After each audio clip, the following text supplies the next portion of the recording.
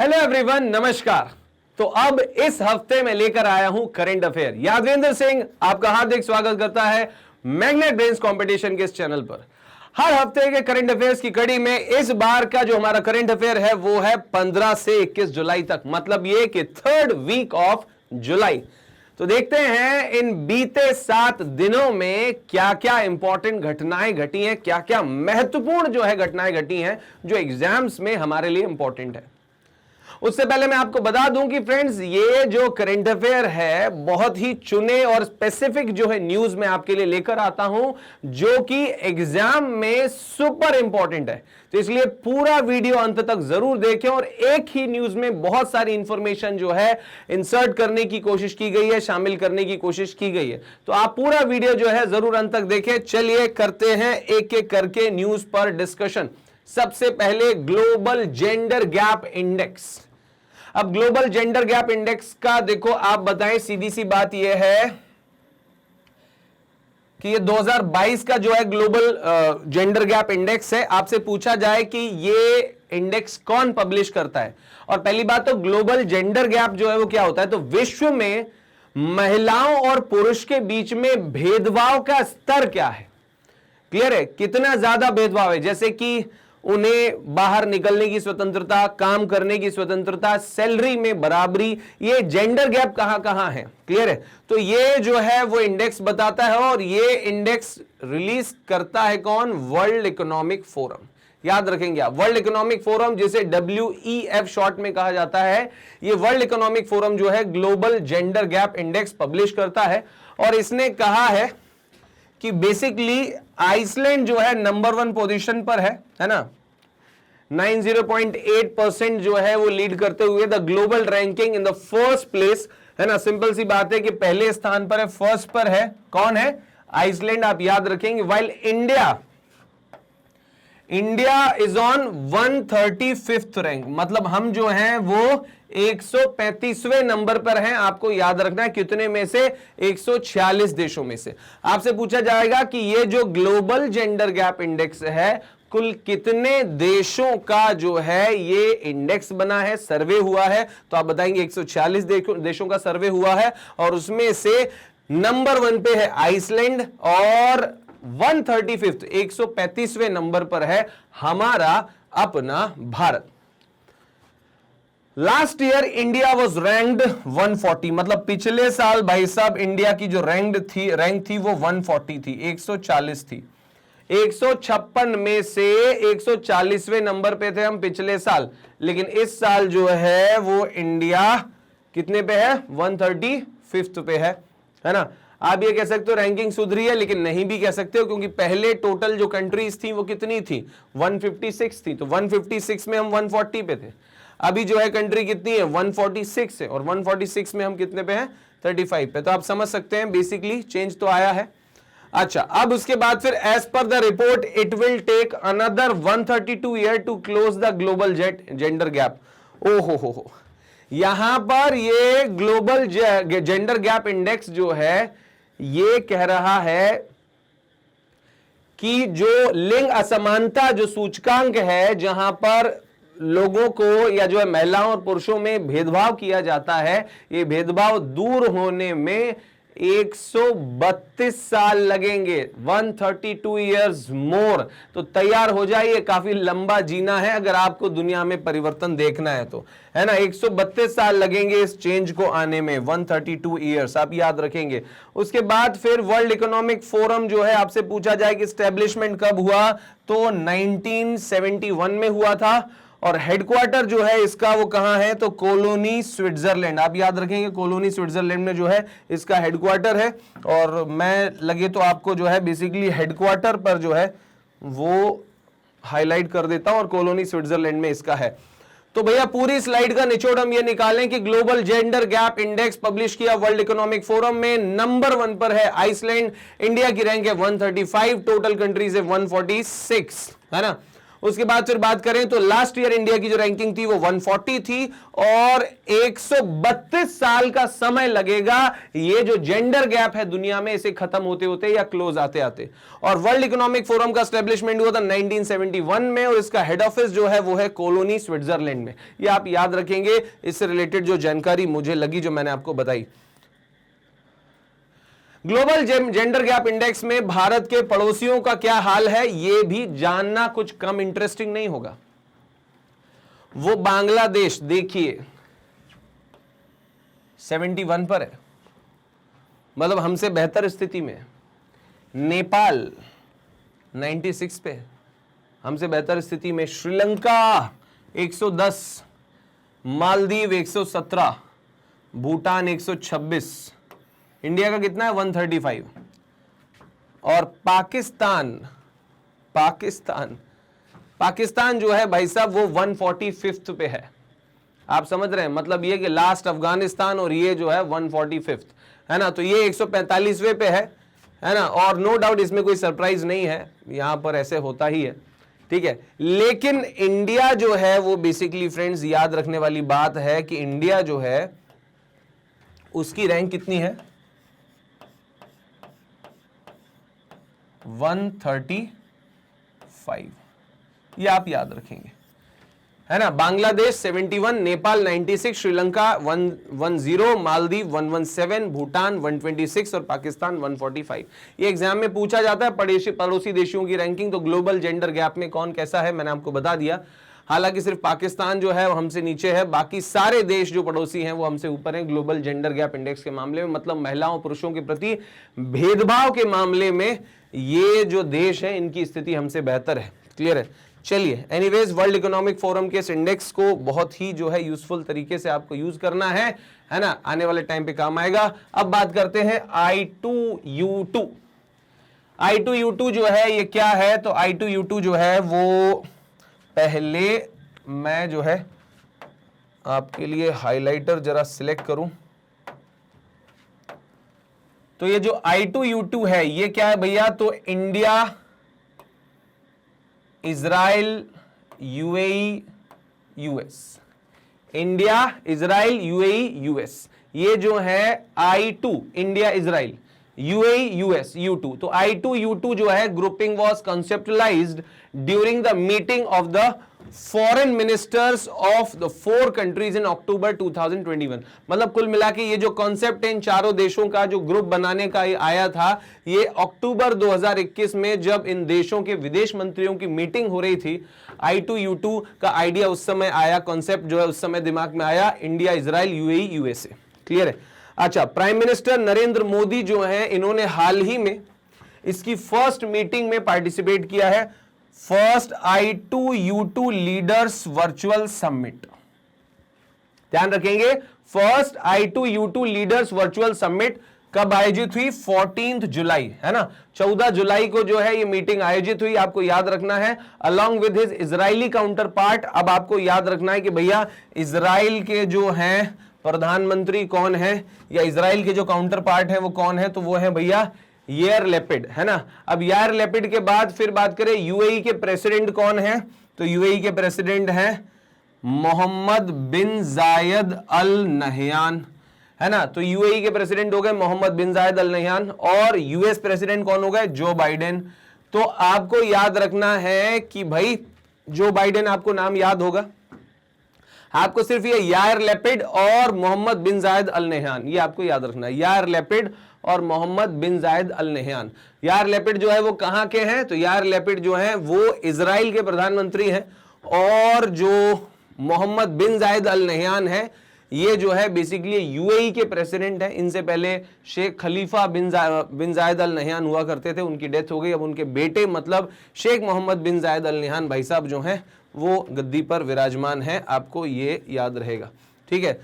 ये है शेख मोहम्मद बिन जायद अल नहयान, यूएई के प्रेसिडेंट। ये हैं भैया इजराइल के काउंटर पार्ट मतलब प्रधानमंत्री, नाम है यार लैपिड, ये भाई साहब हैं। ये तो आपको पता है कि ये जो बाइडेन है और ये हमारे प्रधानमंत्री जी नरेंद्र मोदी हैं। क्लियर है। और इन सब की जो है चारों की वर्चुअल मीट हुई, उसे ही बोला गया I2U2 लीडर्स वर्चुअल समिट।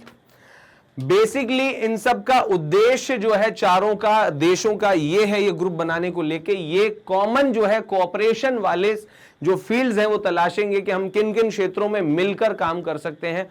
अब वो चाहे रक्षा हो, चाहे उद्योग हो, चाहे इंपोर्ट एक्सपोर्ट हो, है ना, या टेक्नोलॉजी हो, जिस भी क्षेत्र में हम आपस में मिलकर जो है कॉमन गोल को पूरा करने के लिए, कॉमन ऑब्जेक्टिव को पूरा करने के लिए काम कर सकते हैं, ऐसे क्षेत्रों की जो है ज्यादा से ज्यादा तलाश की जाएगी, उन्हें डेवलप किया जाएगा और उनके ऊपर जो है जोर शोर से काम किया जाएगा। ठीक है, तो ये I2U2 आपसे पूछा जाएगा। इंडिया, इजराइल, यूएई और यूएसए अक्टूबर 2021 में शुरू हुआ। पहली वर्चुअल मीट हुई और कब हुई? 14 जुलाई को हुई। ये चारों के नाम आपको याद रखना है, एग्जाम में आपसे पूछा जाएगा। इनका नाम है यार लैपिड, इनका नाम है शेख मोहम्मद बिन जायद अल नहयान, नरेंद्र मोदी और जो बाइडेन। यार लैपिड। चलिए नेक्स्ट भैया, धम्मचक्र डे 2022 भैया बौद्ध धर्म में जो है ये एक बड़ा इंपॉर्टेंट जो है डे होता है। President of India Ramnath Kovind addressed Dhammachakra day 2022 celebration at Sarnath Uttar Pradesh. आप याद रखेंगे कहां पर हुआ ये? सारनाथ यूपी में जो है इसका आयोजन किया गया। Sarnath Uttar Pradesh, Dhammachakra day 2022। The ministry of culture in, ये धर्म चक्र बोला जाता था पहले इसे, अब जो है धर्म चक्र डे जो है इसे बोला गया। और basically ministry of culture in association with the international Buddhist confederation is celebrating the Ashadha Purnima Divas, है ना। ये आषाढ़ की पूर्णिमा में जो है बेसिकली मनाया जाता है आषाढ़ की पूर्णिमा को, है ना, और एज अ पार्ट ऑफ आजादी का अमृत महोत्सव। आजादी का अमृत महोत्सव, ध्यान रखिएगा, आजादी का अमृत महोत्सव मतलब यह कि आजादी के 75 साल इस साल पूरे हुए हैं और जनवरी से लेकर अभी तक आजादी के अमृत महोत्सव के तहत जो है 75 साल जो है स्वतंत्र हुए हो गए हमें, उसके तहत बहुत सारे कार्यक्रम आयोजित किए जा रहे हैं। उनमें से एक ये है, राष्ट्रपति रामनाथ कोविंद ने जो है लोगों को एड्रेस किया धम्मचक्र डे 2022 पर। कहां पर आयोजित किया गया? ये सारनाथ में, उत्तर प्रदेश में, आप याद रखेंगे। ठीक है, ये रहे हमारे राष्ट्रपति जी। ठीक है, नेक्स्ट न्यूज की तरफ चलते हैं। क्या है next news? Taranga hill Ambaji Abu road rail line project. Clear है? क्या है? Taranga hill Ambaji Abu road rail line project. तो रोड रेल लाइन प्रोजेक्ट जो है ये भाई साहब, अब आपको बता दूं कि ये अजीतनाथ जैन टेम्पल जो है एक, one of the holy Jain Tirthankars at Taranga hill is located in the state of Gujarat. ये तरंगा हिल जो है और ये जो अजीतनाथ जैन टेम्पल है ये कहां पर लोकेटेड है? तो आप बताएंगे भैया गुजरात में लोकेटेड है ना, तरंगा हिल। अब इसके बाद the cabinet committee of economic affairs, मतलब CCEA, है ना, CCEA ने जो है वो क्या अप्रूव किया है? तो अप्रूव किया है Taranga hill Ambaji Abu road new rail line, है ना, अंबाजी अबू, है ना। तो Ambaji Abu, Taranga hill Ambaji Abu road new rail line to provide connectivity and improve mobility. मतलब ये कि कनेक्टिविटी देने के लिए, है ना, तरंगा हिल से लेके और अबू रोड तक जो है या न्यू जो है वो रेल लाइन प्रोजेक्ट जो है वो शुरू किया जा रहा है ना। और आपको याद रखना है कि the estimated cost of the project is 279816 crore rupees, है ना। और ये 2026-27 में कंप्लीट हो जाएगा। तो ये भी आपसे एग्जाम में पूछा जा सकता है कि साहब ये जो Ambaji Abu road rail line project, मतलब Taranga hill Ambaji Abu road rail line project जो है वो कब तक कंप्लीट होगा? 2026-27 तक कंप्लीट होगा। उसका जो कॉस्ट है प्रोजेक्ट की वो कितनी है? 2798.16 या 16 करोड़ रुपए है ना। और आपको याद रखना है, हो सकता है कि एग्जाम में आपसे सिर्फ इतना पूछ ले कि भैया अजीतनाथ जो टेम्पल है वो कहां है, तो आपको बताना है गुजरात में है। ठीक है, फिर हो सकता है कि बहुत सारे टेंपल्स का नाम दिया और आपसे पूछा जाए कि Taranga hill Ambaji Abu road rail line project का जो संबंध है इनमें से किस मंदिर से है, तो आप बताएंगे कि भैया अजीतनाथ जैन टेम्पल से है ना, जो कि बेसिकली जैन तीर्थंकर्स जो है फेमस होली पवित्र तीर्थंकर है, और ये जो है वो तरंगा हिल में लोकेटेड है। और कहां पर? गुजरात में। ठीक है, आप याद रखेंगे ये जो है भाई साहब तरंगा हिल, है ना, आपको बताया ये जो है वो आजीनाथ जैन टेम्पल है तरंगा हिल में, है ना। अब आगे बात करते हैं नेक्स्ट न्यूज की तरफ। मिनिस्ट्री अफेयर्स मतलब ये कि मंत्रालयों के मामलों में एक मामला ये है कि रिसेंटली केंद्रीय मंत्री जितेंद्र सिंह भाई साहब जो हैं, इन्होंने एड्रेस किया किसको? BRICS anti corruption ministerial meet. BRICS anti corruption ministerial meet. आपसे पूछा जाएगा कि ब्रिक्स की एंटी करप्शन मतलब भ्रष्टाचार निषेध मंत्रियों की जो बैठक है वो किसने जो है वो एड्रेस की? तो आप बताएंगे कि हमारे यहां से डॉक्टर जितेंद्र सिंह ने जो है उसे एड्रेस किया। अच्छा, उसके बाद फिर आप लिख सकते हैं कि भैया, अच्छा यहां पर जो है इंडिया का जो कमिटमेंट है जिसके बारे में बता रहे हैं, implement of FATF anti money laundering and counter terrorism financing standards. मतलब कुल मिला के FATF क्या है? फाइनेंशियल एक्शन टास्क फोर्स है। और ये फाइनेंशियल एक्शन टास्क फोर्स नजर रखती है किस पर? मनी लॉन्ड्रिंग पर। कहीं इलीगल पैसा जो है उसकी मनी लॉन्ड्रिंग तो नहीं हो रही है, कहीं काले धन को सफेद तो नहीं किया जा रहा है। दूसरी बात यह कि वो पैसा कहीं टेररिज्म में तो नहीं लग रहा है, टेररिज्म को फाइनेंस तो नहीं किया जा रहा है। तो अपने ये जो लक्ष्य है, जो अपना जो कमिटमेंट है जो इंडिया ने बना के रखा है, वो कमिटमेंट इंडिया ने दोहराया कि हम जो है इस क्षेत्र में काम कर रहे हैं। और doctor Jitendra Singh expressed satisfaction over the finalisation of BRICS denial safe haven,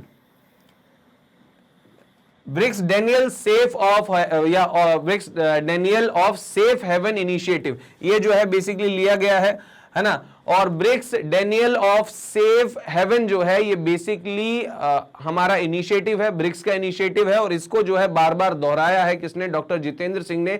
उसके लेकर जो प्रयास किए जा रहे हैं, मतलब ये कि हम अपने ये जो ब्रिक्स कंट्रीज है इनको सुरक्षित बनाने के लिए क्या काम कर रहे हैं। तो पहला काम तो ये कि हम काले धन को रोकने के लिए एंटी मनी लॉन्ड्रिंग जो है कैंपेन चला रहे हैं, और साथ साथ में काउंटर टेररिज्म फाइनेंसिंग स्टैंडर्ड्स भी जो है डेवलप कर रहे हैं ताकि आतंकवाद की कमर टूट सके, है ना। तो इसलिए जो है BRICS denial of safe haven initiative जो है वो ब्रिक्स कंट्रीज ने शुरू किया है। और साथ में जो है इन्होंने अपने अनुभव भी साझा किए। जो ब्रिक्स वर्कशॉप और एंटी करप्शन इकोनॉमिक डेवलपमेंट वाली जो वर्कशॉप है उसमें ये जो जितेंद्र सिंह जो है हमारे केंद्रीय मंत्री हैं, इन्होंने जो भी अनुभव किया वो इसमें शेयर भी किया। क्लियर है? बाकी मेन आपसे पूछने वाली बात सिर्फ इतनी है कि भैया BRICS anti corruption ministerial summit को भारत की तरफ से किसने जो है एड्रेस किया? तो आप बताएंगे कि केंद्रीय मंत्री जितेंद्र सिंह ने जो है इसे एड्रेस किया। आप देख सकते हैं कि स्क्रीन पे जो है ये जितेंद्र सिंह साहब दिख रहे हैं, है ना। और बाकी सारे जो हैं वो काउंटर पार्ट्स भी उनके अलग अलग देशों से दिख रहे हैं। ठीक है, तो चलिए ब्रिक्स आप जानते होंगे कि ब्रिक्स जो है वो 5 देशों का समूह है जो 2006 में बना था, है ना। और अगर आपको याद दिलाऊं तो basically Brazil, Russia, India, China, south Africa, ये जो है 5 देश हैं। 2006 में ये ग्रुप स्टैब्लिश हुआ है। हालांकि जो एस है ये एस 2010 में, मतलब कि साउथ अफ्रीका 2010 में शामिल हुआ था, है ना। और ये जो ब्रिक्स देश हैं मिलकर कोऑपरेट जो है करते हैं, अलग अलग जो है मुद्दों पर आपसी सहयोग बढ़ाते हैं, समय समय पर मीटिंग करते हैं। ठीक है, और ब्रिक्स का जो हेडक्वार्टर है वो भी मैं आपको बता देना चाहता हूं। इसका हेडक्वार्टर काठमांडू में है, नहीं सार्क का हेडक्वार्टर है। माफी चाहूंगा, मैं जो आपको ये हेडक्वार्टर बता रहा हूं ये सार्क का हेडक्वार्टर है। और ब्रिक्स के लिए मैं एक जानकारी आपको बता दूं कि ब्रिक्स का, ध्यान से देखिए मैं क्या लिख रहा हूं, कोई हेड ऑफिस नहीं है। ब्रिक्स का कोई हेड ऑफिस नहीं है, आप याद रखेंगे, कोई भी हेड ऑफिस नहीं है, ध्यान रखें, है ना। एक है आपका G7 ऑर्गेनाइजेशन और एक जो है वो ब्रिक्स है, इनका कोई हेड ऑफिस नहीं है। Is it clear? चलिए ले चलते हैं आपको अगली खबर की तरफ, देखते हैं क्या खबर है। तो अगली खबर है ministry of women and child development से मिशन शक्ति पे बात हो रही है। तो अब देखते हैं क्या बात है, समझते हैं उसे। आइए, सबसे पहले Ministry of Women and Child Development has issued detailed guideline for Mission Shakti, है ना। तो अब सबसे पहले आपसे क्वेश्चन पूछा जाएगा कि मिशन शक्ति जो है वो किस डिपार्टमेंट के अंतर्गत आता है। तो आप बताएंगे कि भैया मिशन शक्ति जो है वो ministry of women and child development, मतलब कि महिला बाल विकास मंत्रालय के अंतर्गत आता है। महिला बाल विकास मंत्री हैं श्रीमती स्मृति ईरानी। आपको जो है ये बेसिकली याद है बहुत अच्छे से, है ना। और फिर बात करते हैं मिशन शक्ति जो है, इसके बारे में कुछ बात करते हैं। Mission Shakti was launched as an integrated women empowerment programme. महिला सशक्तिकरण का ये प्रोग्राम है as umbrella scheme for the safety, security and empowerment of women. मतलब ये कि ये बेसिकली एक अम्ब्रेला स्कीम है, मतलब बड़ी स्कीम है, इसके अंडर में और भी स्कीम्स रहेंगी, है ना। किसके लिए? तो भैया safety, security and empowerment of women, महिला की सुरक्षा के लिए, सेफ्टी के लिए और साथ में महिला सशक्तिकरण के लिए, है ना। अच्छा, इसका इंप्लीमेंटेशन जो है वो कब होगा? तो 15th फाइनेंस कमीशन का जो टाइम पीरियड है, मतलब बोले तो 2021-22 से 2025-26 तक के लिए जो है मिशन शक्ति लॉन्च किया गया है ना। तो आप याद रखेंगे इसमें क्या क्या जानने लायक चीजें हैं।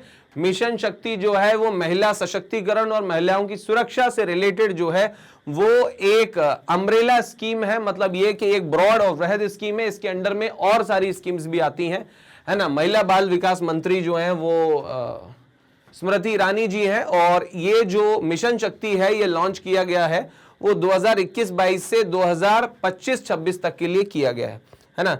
देखते हैं आगे इसके बारे में और क्या इंफॉर्मेशन है। मिशन शक्ति जो है इसकी दो और स्कीम है इसके अंडर में। मैंने बताया ना कि मिशन शक्ति जो है वो क्या है? अम्ब्रेला स्कीम है। तो इसकी दो सब स्कीम्स हैं, वो कौन कौन सी? एक तो है संबल और दूसरी है समर्थ। संबल और समर्थ मिशन शक्ति के अंतर्गत दो हैं, आप ध्यान रखेंगे, संबल और समर्थ।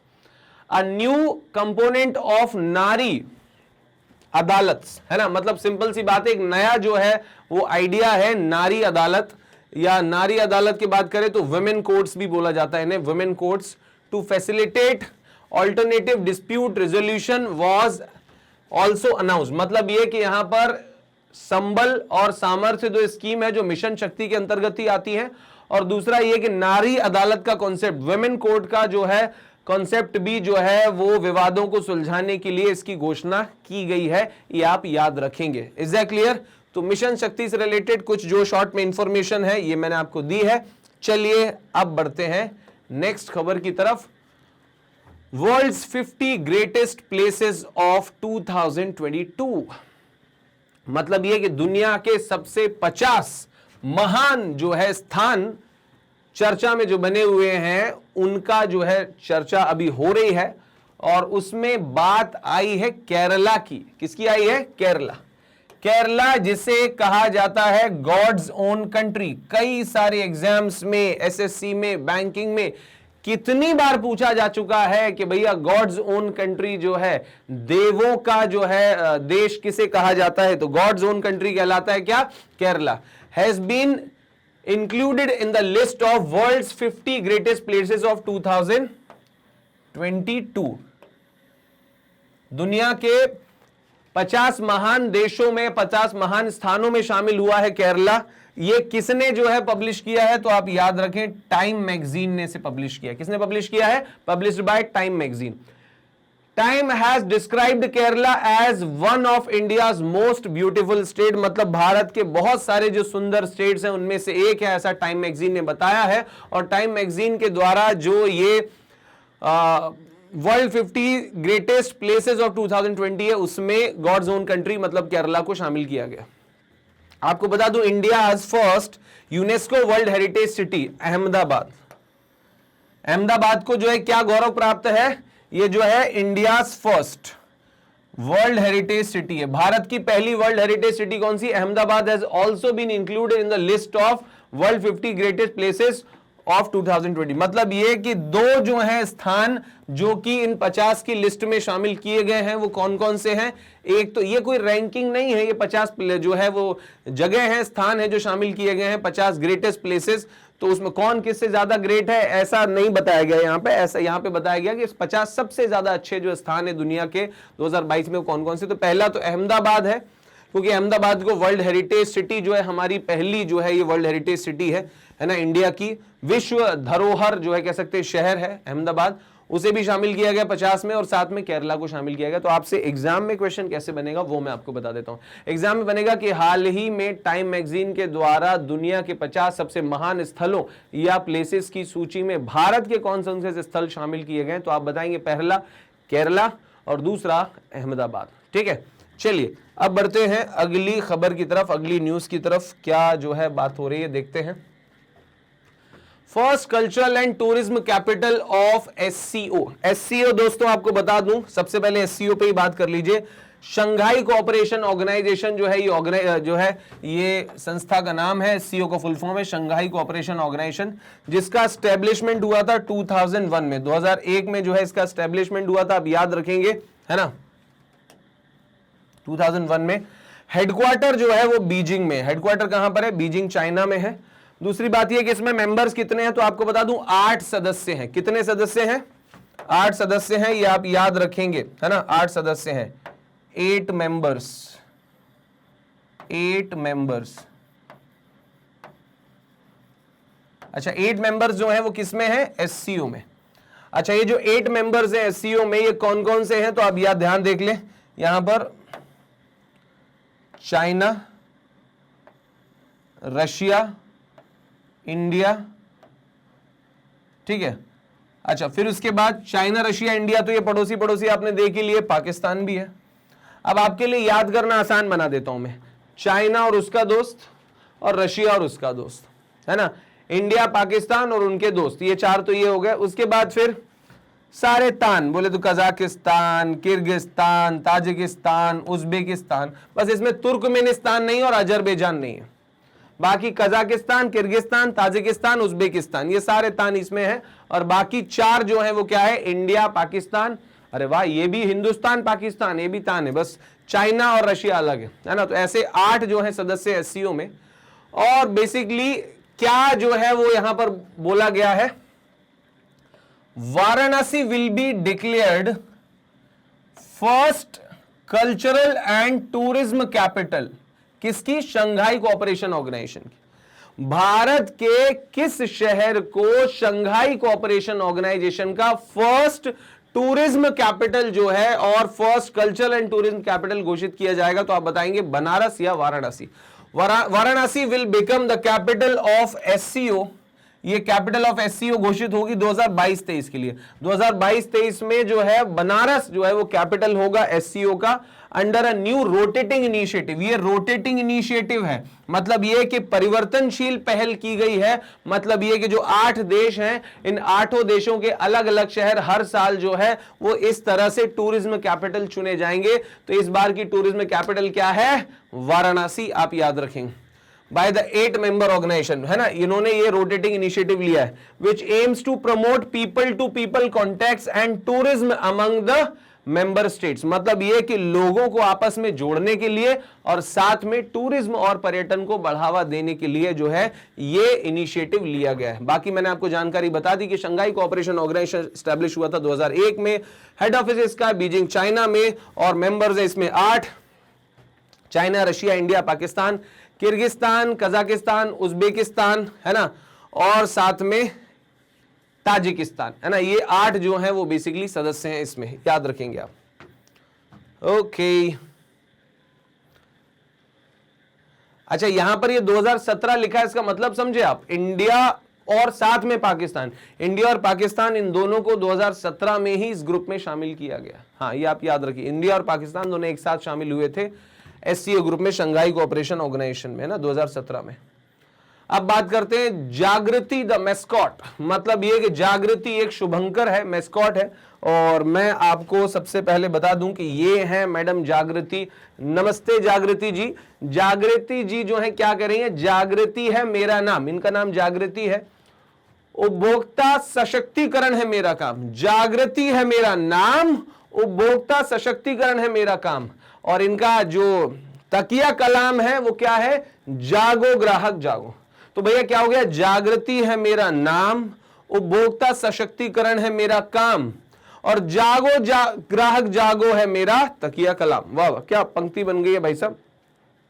उपभोक्ता शिकायतों के लिए राष्ट्रीय उपभोक्ता हेल्पलाइन या कंज्यूमर हेल्पलाइन 1915 मतलब 1915 पर कॉल करें। अगर as a customer, as a ग्राहक आपके साथ कोई फ्रॉड हुआ है, धोखाधड़ी हुई है, तो जागृति जो है इस बारे में जागृति फैलाने आई है और बोल रही है जागो ग्राहक जागो। The department of consumer affairs, है ना, ये किसका इनिशिएटिव है? The department of consumer affairs, है ना, और पीयूष गोयल साहब जो है इसके मंत्री हैं, अगर आपको याद हो तो।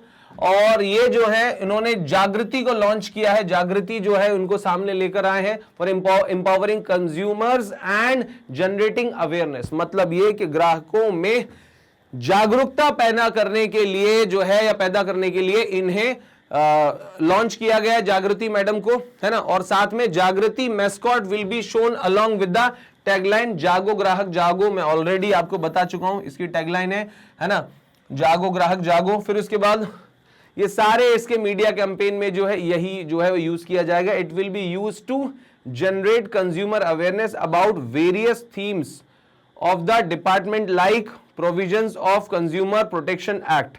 मतलब ये कि जो कंज्यूमर प्रोटेक्शन एक्ट है उसमें क्या क्या प्रोविजंस हैं या ग्राहकों के लिए क्या क्या जो है उसमें पावर्स हैं उस कानून में, कंज्यूमर प्रोटेक्शन एक्ट में, वो बताएगी जागृति मैडम, है ना। उसके बाद फिर बात करें तो हॉलमार्क क्या होता है वो भी समझाएंगी वो, उसके बारे में भी जागृति फैलाएंगी। और उसके बाद फिर नेशनल हॉलमार्क, आपने देखा ना सोने पर होता है, गोल्ड के जो है चीजों पर, वस्तुओं पर होता है हॉलमार्क, उसके बारे में जागृत करेंगी। और नेशनल कंज्यूमर हेल्पलाइन के बारे में भी जागृत करेंगी कि अगर आपको कोई कंप्लेंट है, आपको एज अ ग्राहक या ग्राहक होने के नाते अगर आपको कोई शिकायत है किसी दुकानदार या व्यापारी के प्रति, तो आप 1915 पर कंप्लेंट कर सकते हैं, शिकायत दर्ज कर सकते हैं।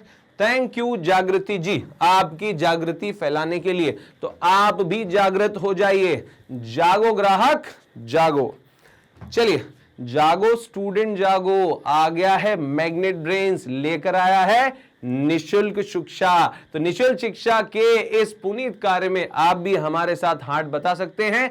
जितने भी जरूरतमंद बच्चे हैं जो महंगी शिक्षा अफोर्ड नहीं कर सकते हैं और इनफैक्ट जो अफोर्ड कर भी सकते हैं लेकिन जिन्हें क्वालिटी एजुकेशन नहीं मिलता है, तो एक ही प्लेटफॉर्म पर मैग्नेट ब्रेन्स लेकर आए हैं, quality education and free education both. तो भैया इसे शेयर करना ना भूलिए, अपने दोस्तों के साथ जो है इसे बांटना ना भूलें। नेशनल इंस्टीट्यूशनल रैंकिंग फ्रेमवर्क, अब भैया यहां पर जो है भारत में संस्थानों की, इंस्टीट्यूशंस की जो है रैंकिंग है, नेशनल इंस्टीट्यूशन रैंकिंग फ्रेमवर्क 2022 ये रिलीज किया गया है शिक्षा मंत्रालय के द्वारा।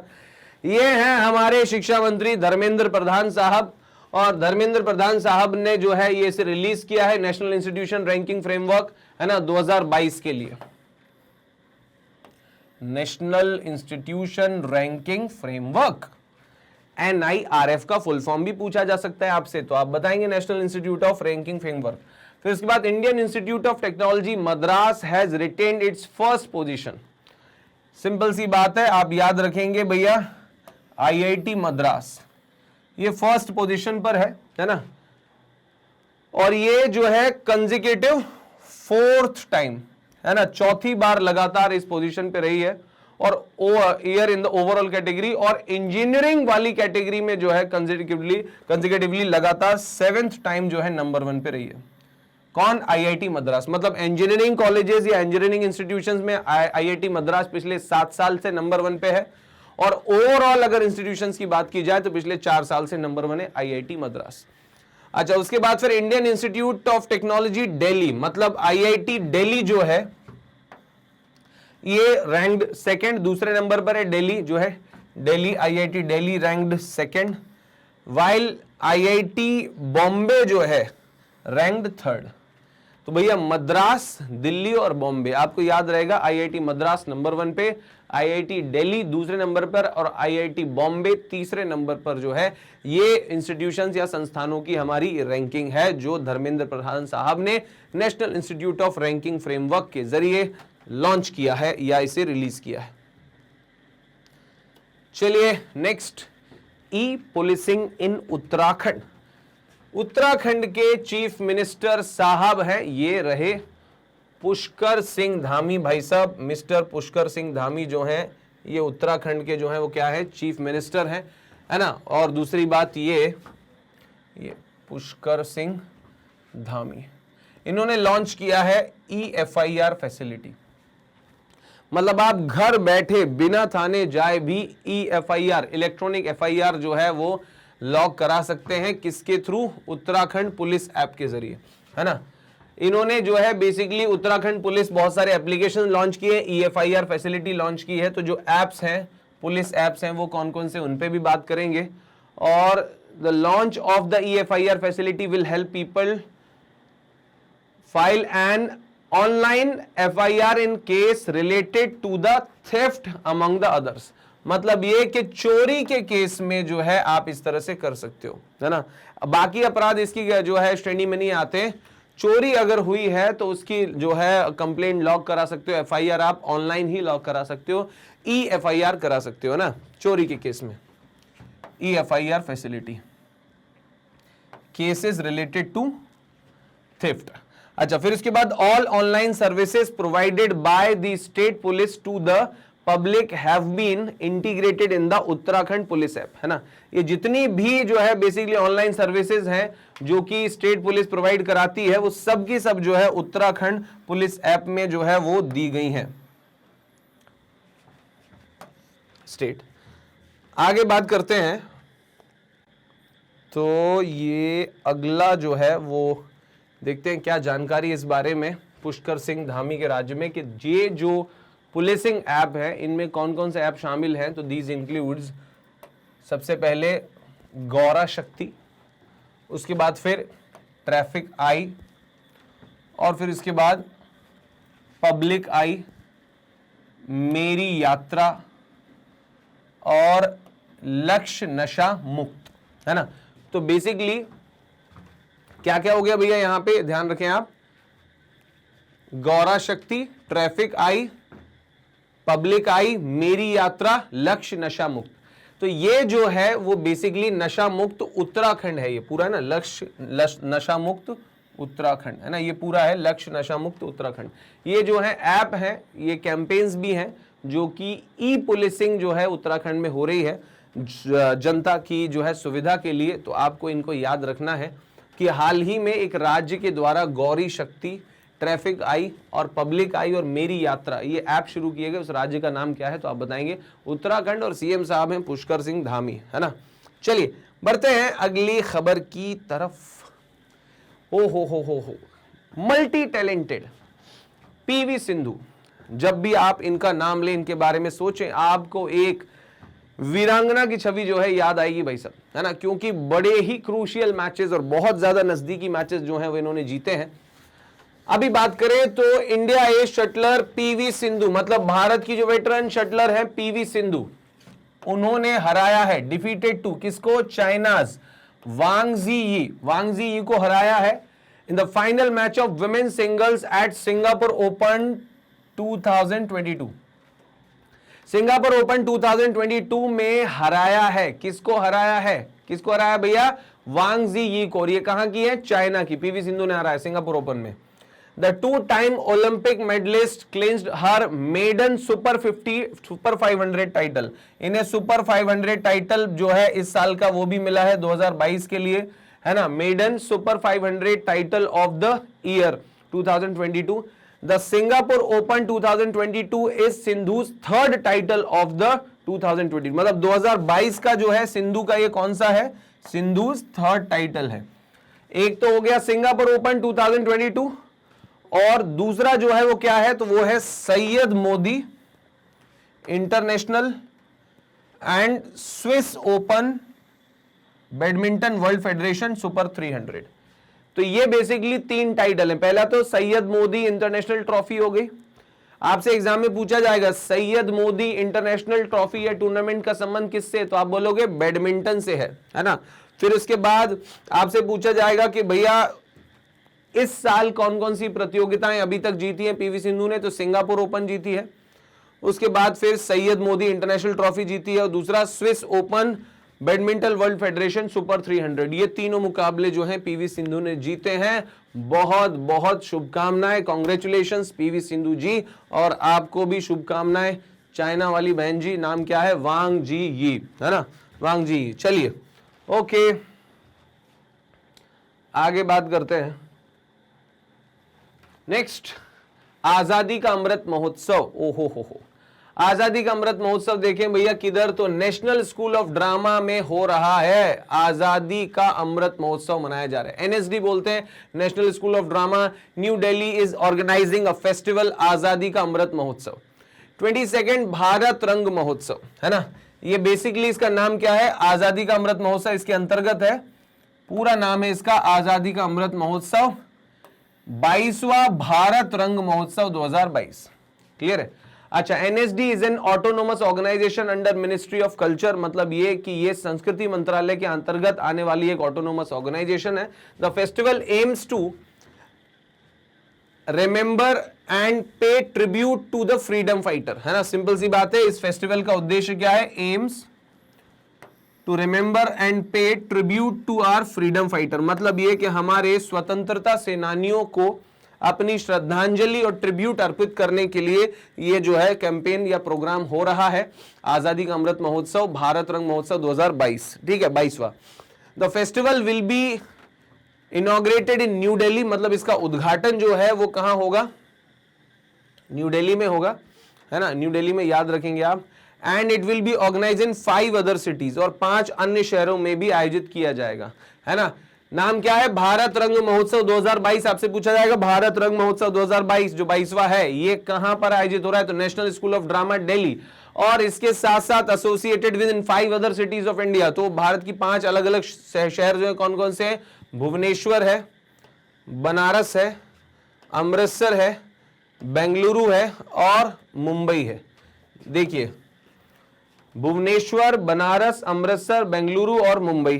तो देखो साउथ में तो एक ही है भाई सब, बेंगलुरु है ना, और नॉर्थ में आपका हो गया क्या, बनारस और अमृतसर है, वेस्ट में हो गया मुंबई है, और ईस्ट में हो गया भुवनेश्वर। ईस्ट में भुवनेश्वर, वेस्ट में मुंबई। भुवनेश्वर, मुंबई, बेंगलुरु, बनारस और अमृतसर, ये 5 शहरों में जो हो रहा है, और साथ में नॉर्थ में एक दिल्ली में भी ऑर्गेनाइज हो रहा है। नाम क्या है, भारत रंग महोत्सव। ऑर्गेनाइज कौन करा रहा है, नेशनल स्कूल ऑफ ड्रामा, जो कि बेसिकली संस्कृति मंत्रालय या फिर मिनिस्ट्री ऑफ कल्चर के अंतर्गत आता है, ये आप याद रखेंगे। चलिए आगे बात करते हैं नेक्स्ट न्यूज की तरफ। इंपॉर्टेंट अपॉइंटमेंट, भैया बहुत ही महत्वपूर्ण अपॉइंटमेंट है, इंपॉर्टेंट अपॉइंटमेंट है। The securities exchange board of India, मतलब कि SEBI, securities exchange board of India has approved the appointment of Ashish Kumar Chauhan. Ashish Kumar Chauhan जो है उनको अगला मैनेजिंग डायरेक्टर बनाया जाएगा, नेक्स्ट मैनेजिंग डायरेक्टर बनाया जाएगा, है ना, और सीईओ भी बनाया जाएगा। कहां का, नेशनल स्टॉक एक्सचेंज, एनएसई। मतलब यह कि शेयर मार्केट को रेगुलेट करने वाली संस्था सेबी ने अपनी हरी झंडी दे दी है, अपना हरा हाइलाइटर दे दिया है, किसको, आशीष कुमार चौहान को, कि नेक्स्ट मैनेजिंग डायरेक्टर बनेंगे एनएससी के। कौन, आशीष कुमार चौहान। क्लियर है। अच्छा, किसकी जगह पर बनेंगे, तो गिरीश चंद्र चतुर्वेदी की जगह पर। He will be replace to Girish Chandra Chaturvedi. ये हैं आशीष कुमार चौहान साहब, और आशीष जी जो है वो किसकी जगह पर आएंगे, तो आशीष जी जो हैं वो आएंगे गिरीश चंद्र चतुर्वेदी की जगह। Ashish Kumar Chauhan is currently MD and CEO of Bombay stock. ओ भाई साहब, ये कोई छोटे बड़े आदमी नहीं है, ऑलरेडी बॉम्बे स्टॉक एक्सचेंज के एमडी और सीईओ हैं। And his tenure will be end in November 2022, मतलब नवंबर 2022 में बीएसई में इनका कार्यकाल खत्म हो जाएगा। क्लियर है। और साथ में अब सेबी ने बोला है कि ये जो है वो क्या बनेंगे, मैनेजिंग डायरेक्टर और सीईओ किसके, नेशनल स्टॉक एक्सचेंज, एनएसई। हालांकि आशीष कुमार जो है चौहान पहले भी एनएसई के जो है में रह चुके हैं। Ashish Kumar is one of the founder of NSE, ये एनएसई के फाउंडर भी रह चुके हैं, और एनएसई में इन्होंने 1992 से 2000 तक, मतलब 8 सालों तक नेशनल स्टॉक एक्सचेंज में सेवाएं दी हैं। उसके बाद फिर ये बॉम्बे स्टॉक एक्सचेंज में अभी कार्यरत थे, और अभी वापस से एनएसई में एमडी और सीईओ के पद पर अपॉइंट किए जा रहे हैं। और ऐसा किसने बोला है, securities exchange board of India, जो कि शेयर मार्केट का रेगुलेटर है भारत में। Is that clear. चलिए, तो ये न्यूज जो है वो रही securities exchange board of India से related. Brain drain from India, मतलब भारत का जो दिमाग है वो ड्रेन हो रहा है, मतलब खाली हो रहा है। कैसे हो रहा है, क्योंकि भारत के लोग जो हैं भारत छोड़ छोड़कर दूसरे देशों में जा रहे हैं।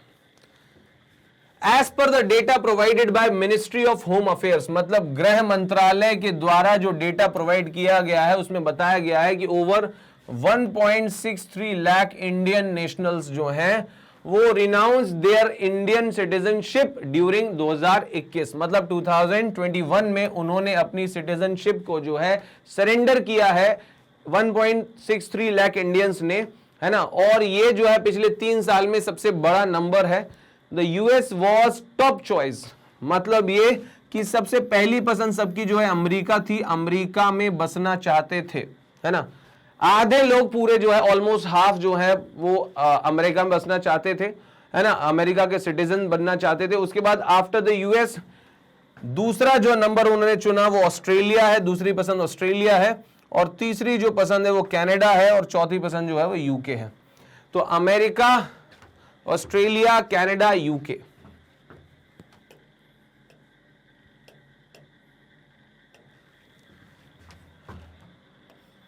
अमेरिका, ऑस्ट्रेलिया,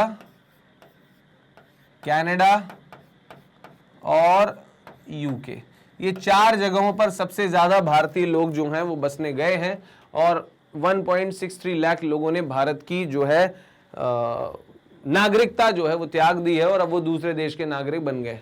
तो मैं आपको बता दूं कि ये सिर्फ जो है वो बेहतर लाइफस्टाइल, बेहतर करियर के लिए जो है, ज़्यादा जो है कमाने के लिए, अच्छे उज्जवल भविष्य के लिए जो है लोग जाते हैं।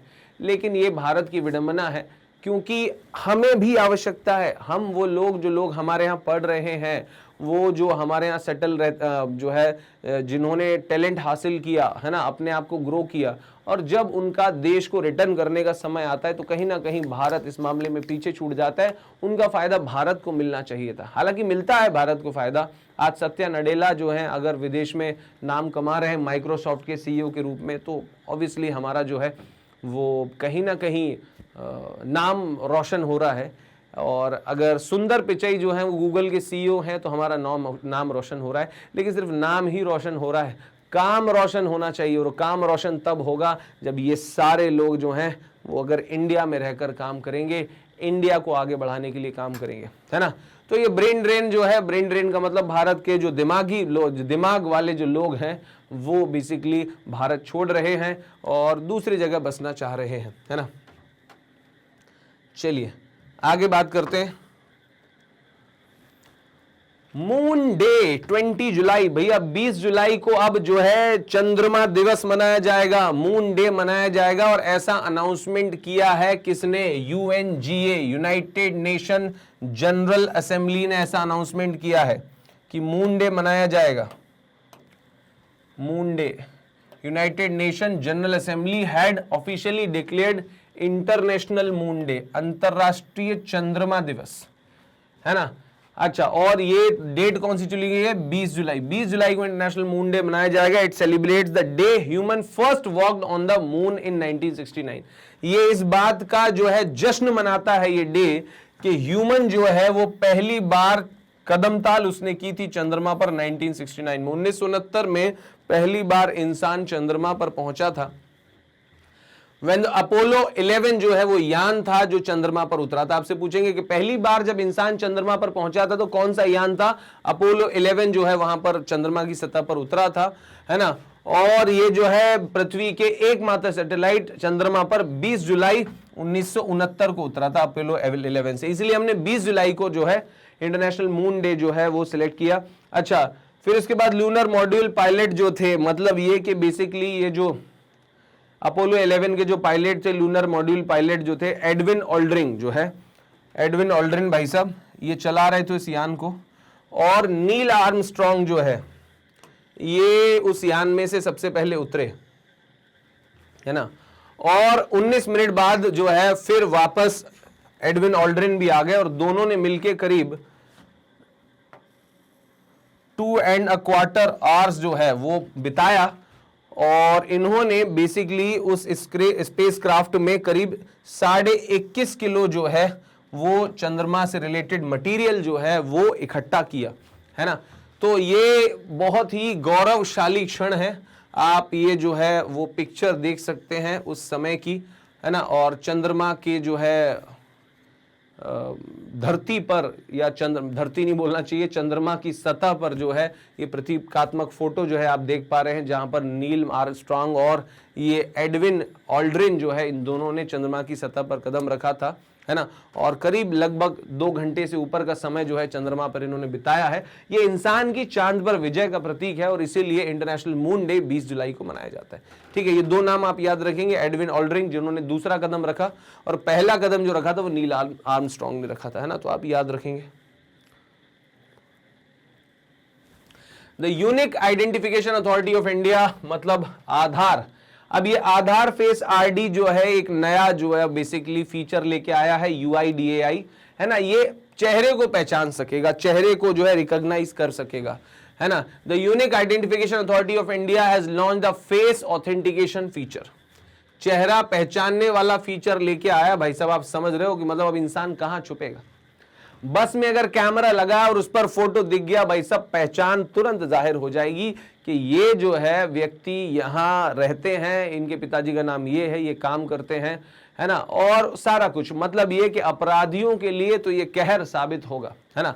तो through a new mobile app called Aadhaar face ID. अब आधार फेस आईडी जो है ये basically Unique Identification Authority of India के द्वारा जो है जारी किया गया नया फीचर है, जो चेहरे से जो है आपकी पहचान पता लगा लेगा।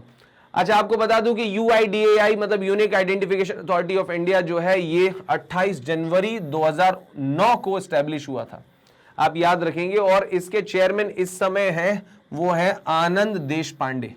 आनंद देशपांडे जो हैं वो UIDAI के चीफ हैं, है ना, मतलब कि चेयरमैन है unique Identification Authority of India जो कि आधार बनाती है ना। तो आप इसे याद रखेंगे, 2009 से इसका काम चल रहा है, आज भी जारी है ना। और आधार ने इंडिया की सूरत बदल के रख दी। आज यही आधार है जिसकी वजह से भारत 200 करोड़ वैक्सीन जो है डोज का माइलस्टोन हासिल कर पाया।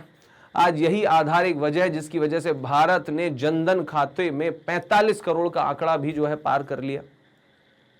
और यही आधार है जिसकी वजह से आज भारत के लगभग 10 करोड़ किसानों के खाते में हर जो है 4 महीने में एक बार 2000 रुपए ट्रांसफर हो जाते हैं एक क्लिक पर।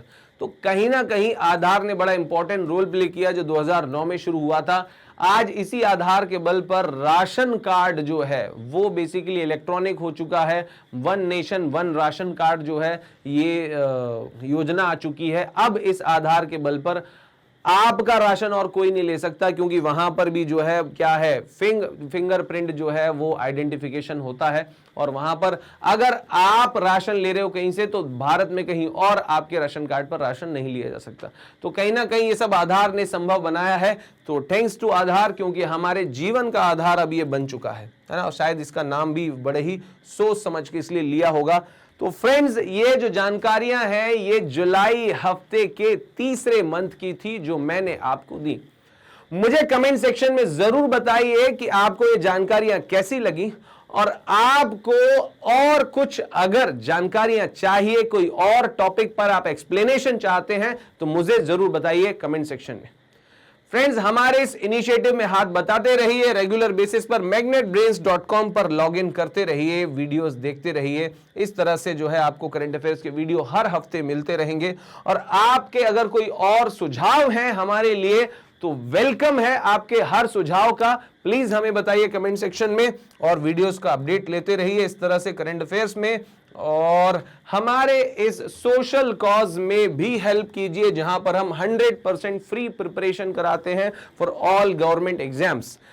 आपका काम बस इतना है कि आप लाइक कीजिए, सब्सक्राइब कीजिए, और जितना हो सके अपने लोगों से शेयर कीजिए, क्योंकि वो लोग जो टैलेंटेड हैं लेकिन सिर्फ पैसे की कमी के चलते पढ़ाई नहीं कर पाते हैं, उनके लिए एक सुलभ जो है साधन है, एक आसानी से उपलब्ध होने वाला साधन है, जो आपके घर बैठे, आपको कहीं नहीं बाहर जाना, सुरक्षित साधन है मैग्नेट ब्रेन्स। तो फ्रेंड्स, बने रहिए मैग्नेट ब्रेन्स के साथ हर दिन इन वीडियोस में, जो आपको बनाएंगे कामयाब और करेंगे आपको सिलेक्ट। तो तब तक के लिए थैंक यू एवरीवन, जय हिंद।